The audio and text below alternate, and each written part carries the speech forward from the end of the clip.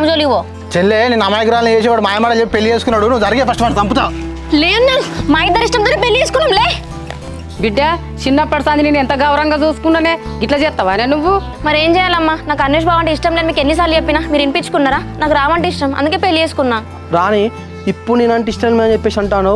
ఇన్ని రోజులల్లా ఏ ఒక్కరైనా నాకు చెప్పినావా నేనంటే ఇష్టం లేదని చెప్పేసి? అప్పుడే నాకు చెప్తే అయిపోయేది కదా. బావా నువ్వు అంటే ఇష్టమే, పెళ్లి చేసుకుందామని చెప్పేసి అన్నావు. జాబ్ చేస్తా బావా 2 సంవత్సరాల తర్వాత పెళ్లి చేసుకుందామని చెప్పేసి నువ్వే అన్నావు. షాపింగ్ పోదామన్నావు, గోల్డ్ తీసుకుందాం అన్నావు, అన్ని రకాల మాటలు నువ్వే చెప్పినావు. ఇప్పుడు రాముగారిని పెళ్లి చేసుకుని వచ్చిన తర్వాత నువ్వు అంటే ఇష్టం లేదని చెప్పేసి నా ముందే చెప్తాను. ఇదేదో నాకు ముందే చెప్తే అయిపోయావు కదా. బావా నువ్వు అంటే ఇష్టం లేదని నీ ముందు ఎట్లా చెప్తే చెప్పు. అందుకే కానీ 2 సంవత్సరాల తర్వాత పెళ్లి చేసుకుంటా అని చెప్పింది. సరే రాని, నువ్వు మా నాన్నతో అయితే మంచిగానే మాట్లాడతావు కదా. మరి ఇదే ముక్క మా నాన్న చెప్పపోయా, మా నాన్న అడిగినప్పుడే అప్పుడు ఏం మాట్లాడలే.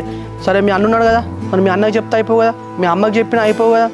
మీ ఇంటికి మేము